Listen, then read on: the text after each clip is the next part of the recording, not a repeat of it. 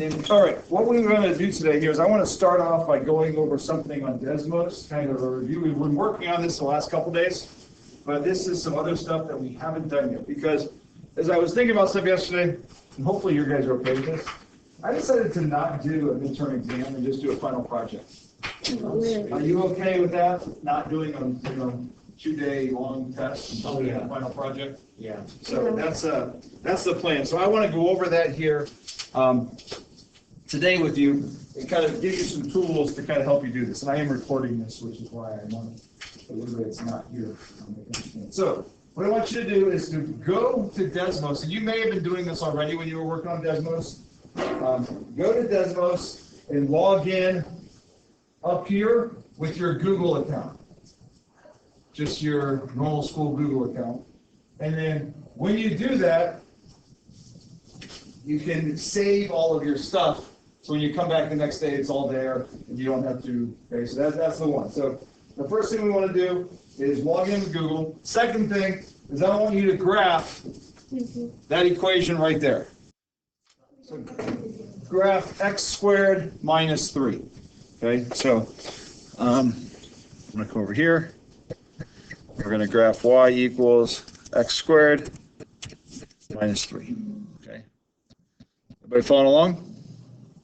Tell me if you don't follow. I'm going to have you do some stuff here as we go along. So if you don't follow along, let me know, and I'll stop and go over it with you. Okay. Now, first off, when you do this, you can go up here in this upper right-hand corner, and you can rename this. So I'm just going to say this is like, some practice to just some random thing. This is not, when you actually go to do this and it's your project, you want to call it like, midterm project or something like that. Now, all right, so let's do a few things just to see if we understand how to do these, okay? First off, change your y equals graph on the Desmos to this right here. Put this bracket 2 less than x less than 3 in on Desmos. Okay? So it's not a parenthesis, it's a squiggly bracket.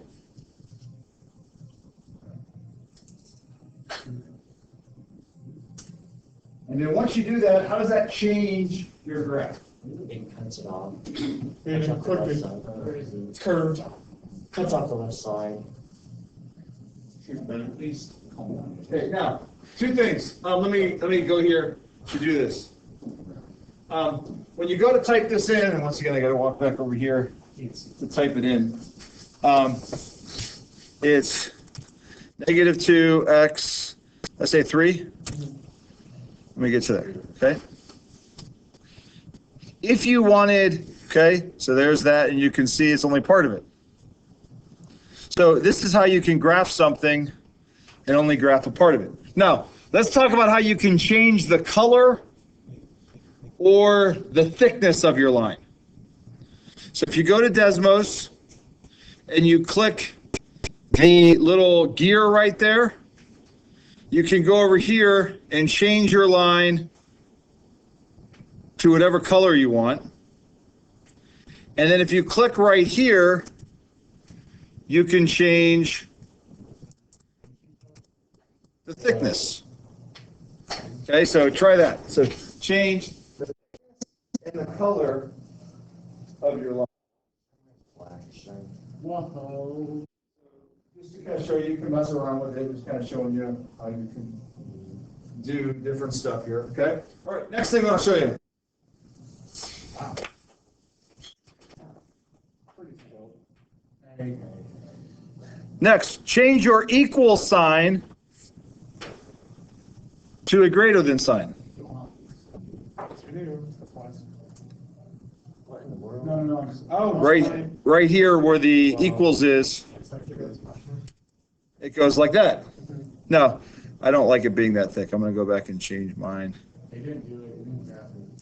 Back to like 10. Now, from what we've done before, why is this dashed? Because. Go ahead. Why is it dashed? It's not.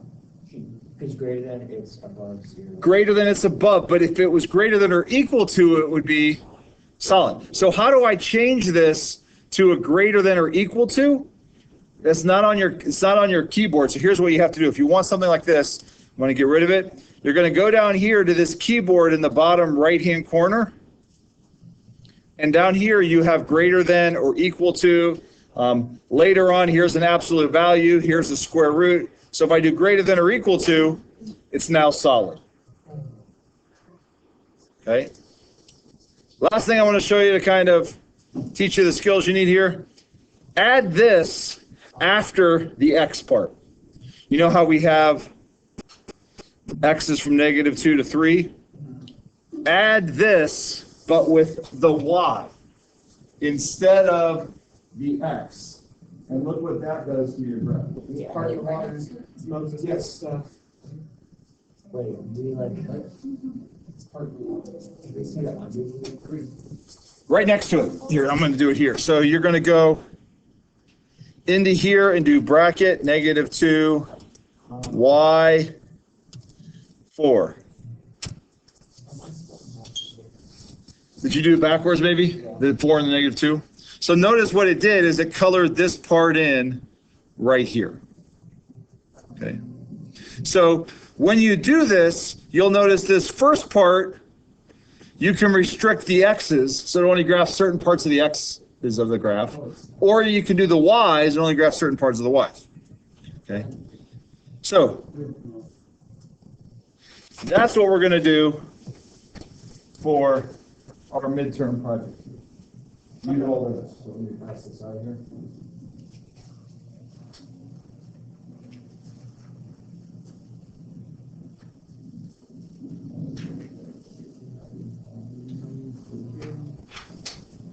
So what we're going to do is you're going to do what we just showed by using graphs and stuff to create a little artistic project here.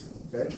Now, this one is one somebody else did pretty advanced and looks pretty good. I'm not going to necessarily have to do that. So let's look at what you have to do on here. Okay. All right. So this is just what's on the paper there. This is what's you asked like on the this is what's on this piece of paper. So you must create artistic picture or design using 10 different functions or relations. The ones you must include is a linear function with a positive slope, a line that goes up, right? Positive line. A line that goes down, negative slope. A horizontal line, a vertical line. A quadratic, an absolute value, a polynomial of degree 3 or higher, and a circle. We haven't talked about circles yet. You talked about those last years in geometry, and I'll show you the equation in a second. Okay. Now, if you count those bullet points, how many bullet points are there? There's 8. How many equations do you need to have? 82. Look at the top line. 10. So there's only 8 different types, but you need 10 equations. So 1 or 2 of those you're going to have to use more than once. Just understand it's not about just getting the 8. You need 10 total, and a couple of those you're going to have to repeat. You know, maybe the straight lines you have to repeat or something like that. Okay? There's other things out there. Trig functions and other kinds of stuff, square roots, radicals that aren't in, okay? Besides your graph, you must also fill out the table. So let's continue on here in the table, and this is the part I want you to try to finish here today. These are the 8 types that you need to have. Okay, so these are the 8 types you need. So you need to, for each of these types, say, here's the line. This is what a line with a positive slope looks like. And it's a straight line that goes up from left to right. Then you say, well, what is the slope of the negative slope? Goes down. What's the horizontal look like? What's the vertical like? So you're going to go through and just say, what's the general shape of all these? If you don't know what this looks like, just graph it on Desmos and see what it is. What this is going to help you do is review all of these graphs to kind of give you an idea what they look like before you start the project. This last box over here is the one where you list these equations that you actually used in your picture. Okay? So there's that box. If you get down here, Here, by the way, is the equation of a circle. If you don't remember that from geometry, there it is for you to do, okay? So the last page is in the rubric. You need 10 functions. I am giving you the rest of this week to work on this in class. So you should have 4 days to work on it. Here is making sure you use all 8. One of these you're going to have to use, or 2 of these you're going to have to use more than once. Excuse the interruption. Here in a few minutes, we will be doing a show. All right, let's continue here, then we'll be done. You guys can get to work. All right, so here's what you need to do. Go to Desmos. All right, let's see if I can finish this before the alarm goes off. All right, so make sure you sign in, give it some name, and then make sure you hit save. You guys are horrible at saving stuff because you've grown up in the age of Google where it auto saves. So don't do something for 15 minutes and then close something out and don't hit save. So hit save to try to keep your graph. And then once you are done, when you're in Desmos, up here, there's a share button and it gives you a link. Don't share the link with me. Copy the link and then post it. There's an assessment in Otis where you just, when you click add resource, you can add the link and then send it to me. And if you send me that link, when I click on that link, I can see your graph. Okay, so that is our project. We have the rest of this week to be working on that. So today, I would say, once the alarm keeps going off, stops going off, fill out this chart first. Then start thinking about what you want to draw and what kind of functions you just kind of make up to get it to work out. Yeah, question? Okay, so Yes.